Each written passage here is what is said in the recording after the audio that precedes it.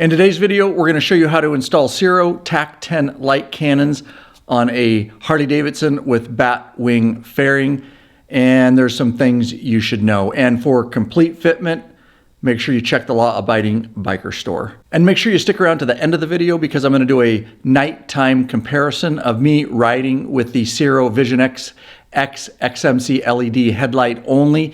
And then I'm going to add the additional light cannons and show you the difference. And I must say that a great addition to the light cannons is that Ciro Vision X LED headlight. And both the Vision X headlight and light cannons, of course, pair perfectly with the Ciro FANG LED signal inserts, and we're actually going to be giving a pair of those away, so stay tuned. Welcome back, Bikeaholics. Ryan Urlacher here, lawabidingbiker.com. I always thank you, that's right, you, for checking back in. Oh, and by the way, we work really hard on these videos to help the biker community.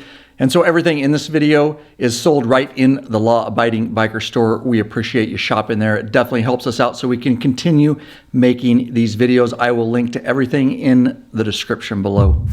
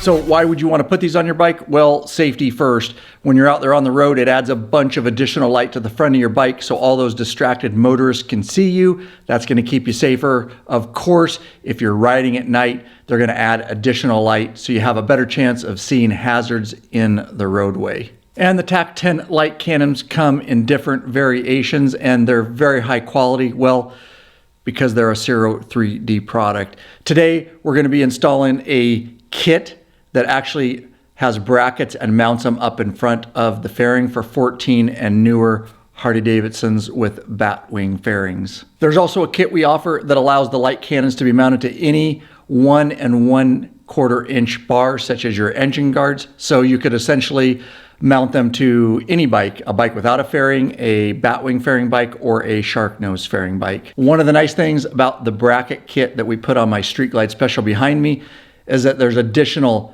loops so you can put hooks and straps on them and tie your bike down. Oh, and there is a yellow lens replacement kit available. And you should be aware that there's different ways to wire the light cannons. You may want them to be on all the time, or maybe only come on when your high beams are on, or heck, maybe you want them on a switch. At any rate, in this detailed video, we show you all 3 ways to wire them. And of course, it's all plug and play, which we have come to appreciate from Ciro 3D products. Okay, and yes, remember I said we are going to give away a set of Ciro 3D LED signal inserts. Here's how you can get a chance to win them. You gotta be subscribed to the channel, you gotta give it a thumbs up, you gotta make a comment, maybe a question, maybe something witty, funny, whatever you want to do. You also have to be a patron member. It's going to run for 7 days, and then we will randomly pick a winner. We will confirm that you are a patron member, and we will pin it to the top, the winner, and we would love to get those shipped out to you. So yeah, good luck. So with that said, what do you say we get wrenching? All right, first thing he's doing is removing his windshield trim. That's a Torx T27 he's using. Yours may be a different size, but at any rate, there's 3 of them across the front of the windshield there. The center one, he's just going to loosen. He's not going to take it all the way out because that's kind of where our fairing will hang and keep it somewhat secure as we take out the other bolts on the inside. And once you do that, you can go ahead and pop your windshield out. All right, and with his Torx T25, he's going to back out that top bolt. There's a top bolt and a bottom bolt on both sides. Just remember the top bolt is the longer of the two top ones out there. All right, and he's moved on to the bottom one there. And you can see he's going to start backing that one out there. And he'll finish it off with his fingers there. Do the same on the other side. And you can see he's just working on the top one on that side and moving right on down to the bottom one there and get that all backed out. All right, and of course we left that center bolt in for this reason because the fairing is hanging by it now. He's got it secured with his hand and he's going to go ahead and remove that trim and set it out of the way.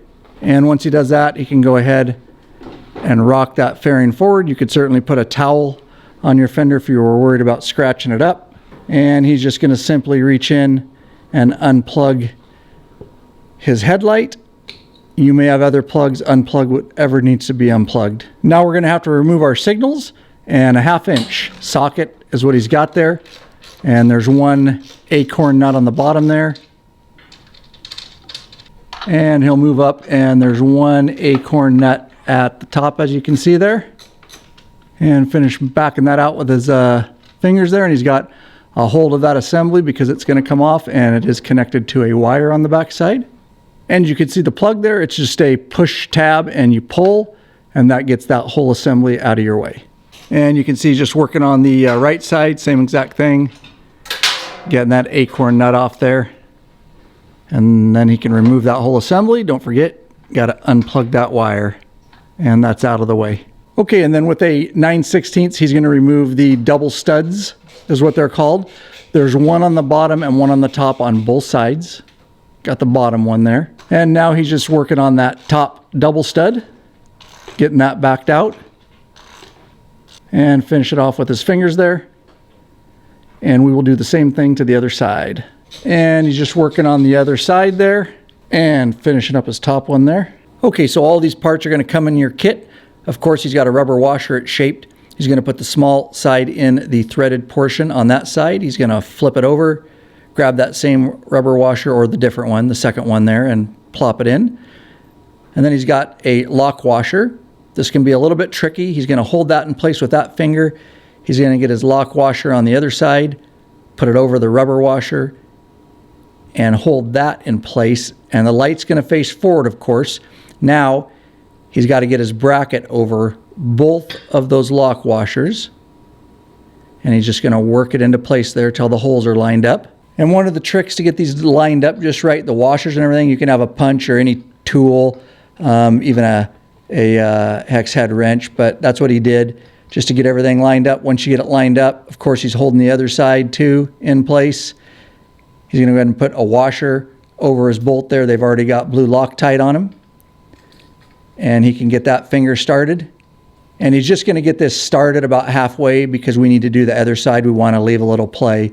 And then we'll come back and snug them down. And once you get both bolts in, you can go ahead and route your wires underneath the actual light there. And he'll pull that excess slack through. And then we'll set one up just like that for the other side. All right, and we're working on the left side here, putting the bracket into place there. And he's lining up his bottom double stud. He's going to get that started. And then he can move up and get his double stud started in the top there.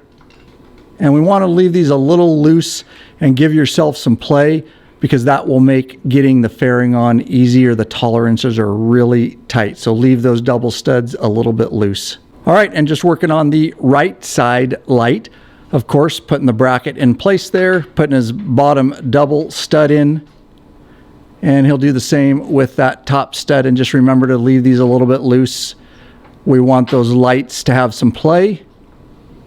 It'll make getting that fairing on a lot easier.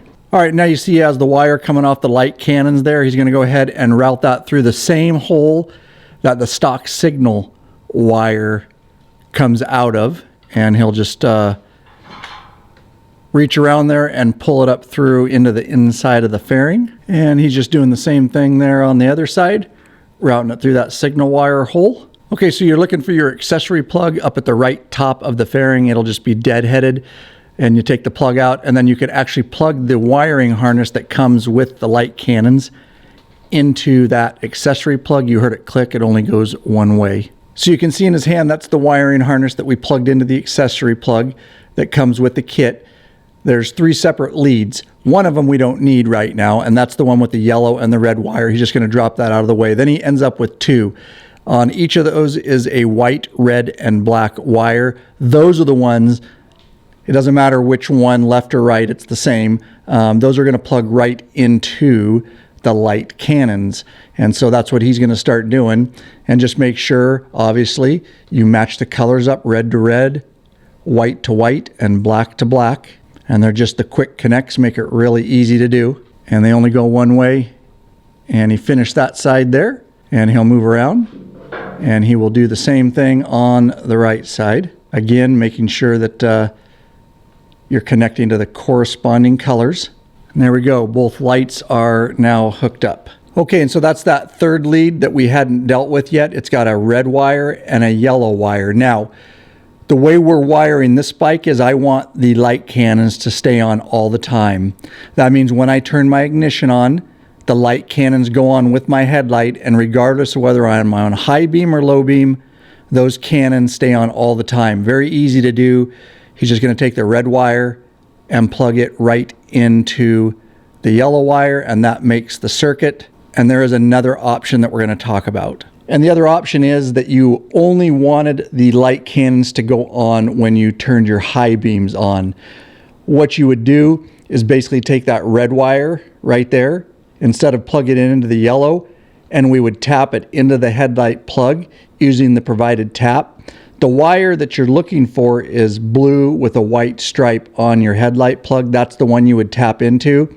And then again, your light cannons would only go on when you turned your high beams on, and you would just deadhead the yellow wire. And so there is one drawback to wiring it this way, is that your light cannons are going to be on whenever your ignition is on, and that includes even in the accessory position. So if you were sitting there in the accessory position because you wanted to run your stereo and listen to some music, those light cannons are going to be on all the time, thus drawing down your battery. There is a solution to it, and we sell it right in the Law Abiding Biker store. You can get it at the time that you get your light cannons, and it is an Evil Customs switch kit.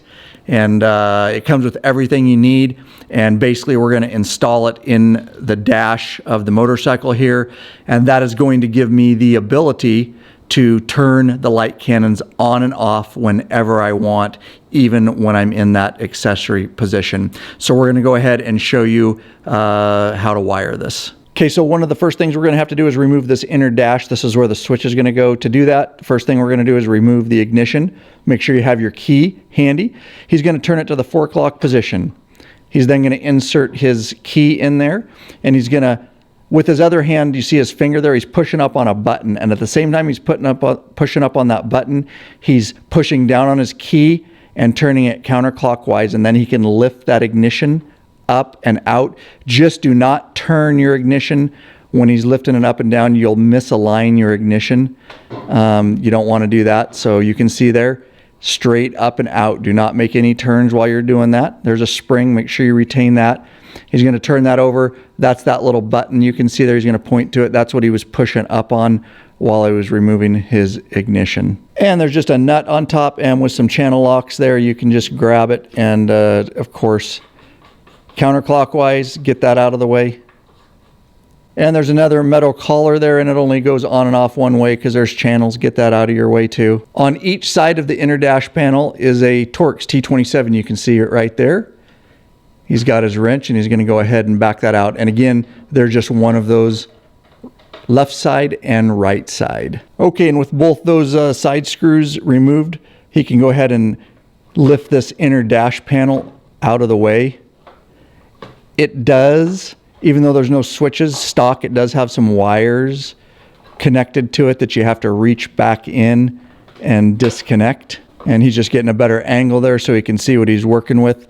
And they're just push and pull wires that are hooked up there. All right, and he's just finishing up there. He got that. It can be just a little bit of a pain to get up in there, but just work with it. Grab a screwdriver if you need to get up there to push on the tab and stuff, but that's out of the way now. And just coming around to the left side, same thing, push, pull, wire up in there.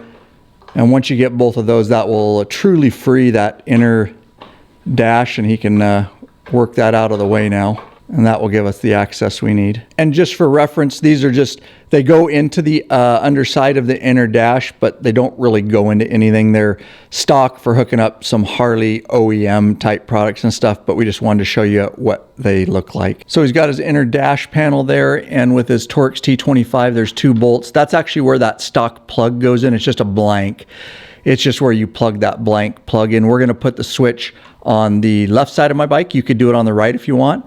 At any rate, he's taking those 2 out, and we are going to save that because even though it won't be attached to the inner dash panel, we're still going to plug that plug back into it just as a dust cover and to keep it clean. So make sure you save that. And as you can see, that opens up the 3 openings there where we can now work on getting our switch in. And you have an option of where you want to put the actual switch, because we're just putting one. I'm just going to put it in the center position. So he's running his wires through there, and he'll get that in the center position. And your kit comes with 2 blank switches. Your Evil Customs kit comes with all this. So he's going to put his blank switches in now to cover those holes. That's how it should look. And now he's going to test fit all of that, and it is tapered. The larger end goes towards the ignition side. It only goes one way. You can see how it's tapered. And he will get everything in place there and see how it looks there. Looking pretty good. All right, and you could certainly put the switch in upside down. So don't do that because it wouldn't read right when you're riding down the road. So make sure your on is on top and your off is on bottom. And he's going to take those 2 stock screws that we took out of the deadhead, and he's going to get them finger started there. And with his Torx T25, he's just going to snug those down. You're going into plastic, guys, so just get them barely snug. They're not going to come loose. And he'll get that one tightened down, and we officially got our Evil Customs switch in place now. There we go. We can finish wiring this up and getting the dash back on. Okay, so inside the fairing, coming off your TAC 10 light cannons, we have a yellow and a red wire. One with a male spade connector and one with a female spade connector. Coming off the Evil Customs switch, we have an orange and a red wire. They're both just have bare wire you see there. Now your kit does not come with spade connectors. We just have those around the shop, so we're going to use them. And since we have a red wire, it really wouldn't matter which way because it's just an inline switch turning them on and off. But since we have a red on both sides, we're going to go ahead and put a female spade connector on the red. And he's got crimpers. He's going to crimp that down. And of course, guys, you could solder if you wanted, or you could use butt connectors. You could clip the spade connectors off the Evil Customs, or excuse me, the TAC 10 light cannons light. And he's got his male that he's putting on the orange side there, and he's going to crimp that down. This is just the way we're doing it, but just know that you could clip everything and use butt connectors or solder. And he's got those ready, so that should match up, and we should be able to plug those into the TAC 10 light cannons. Okay, and there's that empty stock deadhead that we took off, that plug. And we took off the inner dash. We're going to go ahead and plug it back in, again, just to protect it. And of course, you could zip tie it back up in there if you wanted. If you didn't want it rattled around, wire management is up to you. Okay, we've got our Evil Customs switch all ready to go there, and he's going to go ahead and feed those wires through. It can help to have another person, but you can kind of feed them through up to the front of the fairing however you want, and then get that dash panel set back into place there as he's doing. Okay, so we're up front, and in his right hand, of course, are the 2 wires coming off the light cannons, and then fed through into the inner fairing are the ones coming off the Evil Customs switch. And of course, they only go one way. The male goes into the female there, and same thing on the other side there. And he's got those in. And you notice we haven't completely secured the dash or anything else at this point. Is where we would want to test to make sure that everything's working before we button everything down. All right, the next thing is we're going to test everything, and if you don't have one of these, I strongly suggest you get one if you're going to be working on Harleys. That is a Harley ignition tool. It serves a couple purposes. Number one is if your ignition does accidentally get misaligned when you're taking your ignition out, it can realign it. In this case, we're going to use it to just test the lights. And so he can put that in there. It keeps the ignition all nice and aligned. And without the ignition switch on, it allows him to operate the run position and the accessory position to make sure that these light cannons are working. And in our case, they are both working, and the switch is in the on position on the dash, and he's going to turn it off to make sure that they go off, and he'll turn them back on. So just testing everything, and I will link to that ignition tool in the description below. No additional cost to you, but if you do click through and purchase one, we do get a small commission, and we thank you for that. Okay, with the Evil custom switch now installed, the bike is on the accessory position and the switch is in the on position. So you can see the light cannons are on. He's going to turn the actual Evil custom switch off, and you can see that they're still partially on. That's just because those are the halo rings, and those will always stay on unless your ignition is off. You're going to have those halo rings on.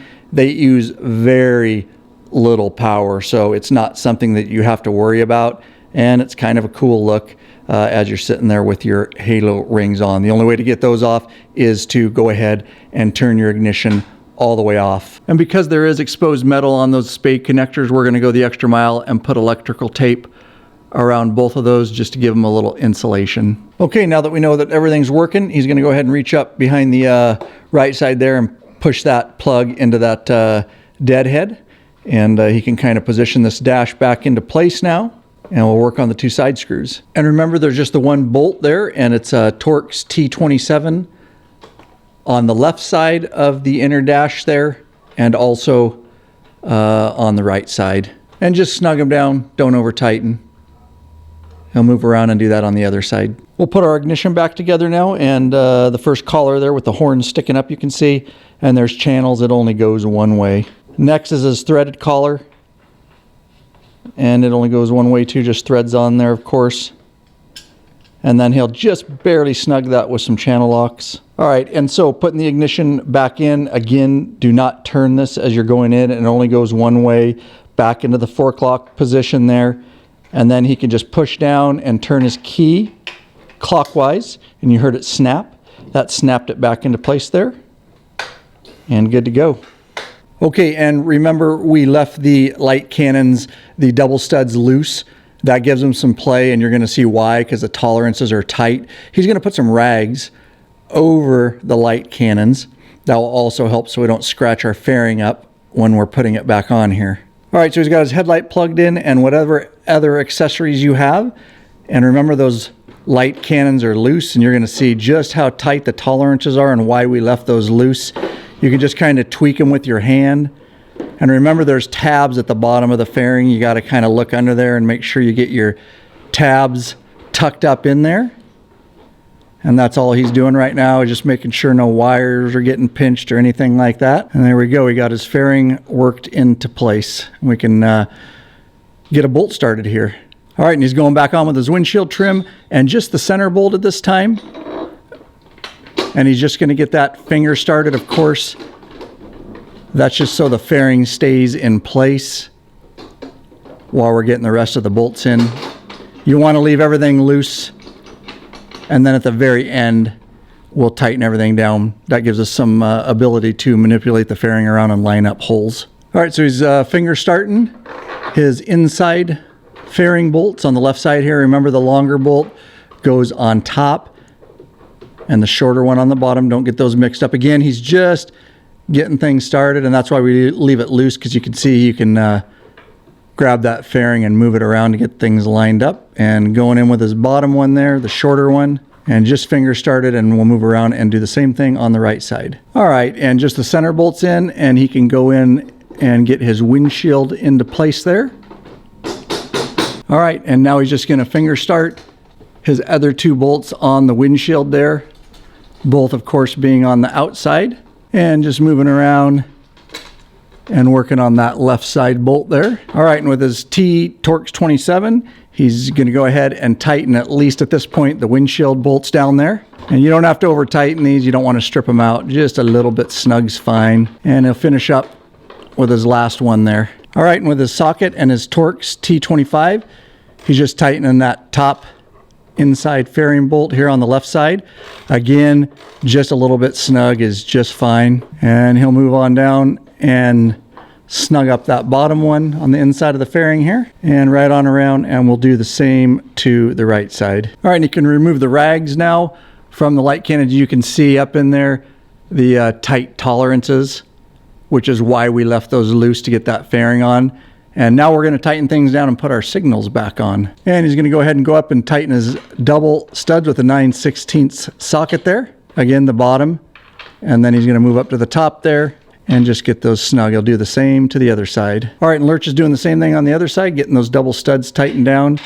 120 to 180 inch-pounds if you choose to use a torque wrench. And oh, it looks like Lurch got it just right. Okay, so Lurch is holding his left side signal and bracket, and you can see how it's cut out there a little bit.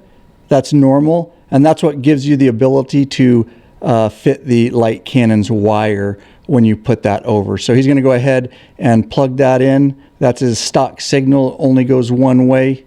You heard it click there, and he's just making sure and putting that wire back in the hole there. Once he does that, he can fit it up over the studs there, and he's going to start with the top there with his acorn nut and move down to the bottom and get that finger started. And then he's going to come in with his 1/2 inch socket there and snug those both down, top and bottom.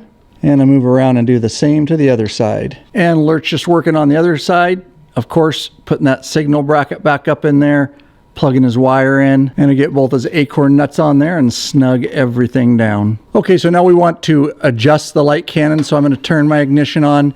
My headlight is on high beam, and I am running the Ciro Vision X LED headlight. If you wondered, I will link to it in the description below, but it's a badass bright headlight. You can see right in the middle there is the center of my high beam. The other one off to the left, he's going to adjust. That's the light cannon, and we left them loose. You kind of want to line it up maybe with the center of the headlight, maybe out just a little bit so it gives you some outer light, and maybe just a little bit lower. Really, it's kind of up to you, what you're trying to see and light up. And he's going to do the other side. He's doing the right side now, and you can see those are lined up pretty good. And you may have to just go out at night and test ride, and you may want to adjust it a little bit different. It'll really be personal preference, but that right there is where I'm going to start with the adjustments. And now we can tighten things down. All right, and on the bottom is a 1/2 inch nut. He's got a socket on it. Now that we've adjusted it, we're going to go ahead and tighten that down. And on the outside and inside of the light cannons are a 5mm hex head. And we're going to tighten that down too since it's adjusted. Of course, on the inside, there'll be less clearance. So on the inside, he will use an L-style hex head wrench to tighten those down. And there we go. He'll do the same to the other side. All right, and after working on your bike, of course, we use none other than BUGSLIDE waterless motorcycle cleaner. Tried and tested right here by the law-abiding biker crew. Use it on our bikes. Use it on the police fleet. Easy to use and puts a nice protective microscopic finish on your bike, makes bugs and everything else come off that much easier. Fingerprints available in the law-abiding biker store, along with, of course, the TAC 10 light cannons and a whole bunch of other Ciro 3D products and other motorcycle products. I'll link to everything in the description below. Lurch, you're doing a fine job cleaning my bike. Nothing better than watching somebody else clean your bike. And next, I'll take you guys out on a night ride and we'll take a look and see how these light cannons work. And now that they're installed, let's go ahead and take a look at some comparisons at night.